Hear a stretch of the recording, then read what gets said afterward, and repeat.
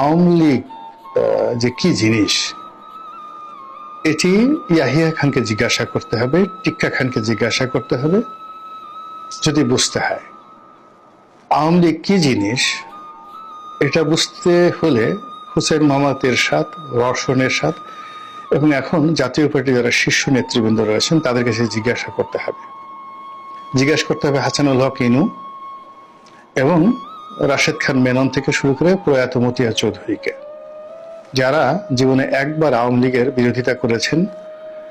এবং আওয়ামী লীগের সঙ্গে যারা টক্কর নেয়ার চেষ্টা করেছে, তাদের সবার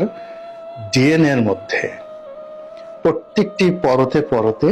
আওয়ামী লীগ যেভাবে জয় বাংলার স্লোগান লাগিয়ে দিয়েছে, যেভাবে শেখ হাসিনার স্লোগান পরিয়ে দিয়েছে, যেভাবে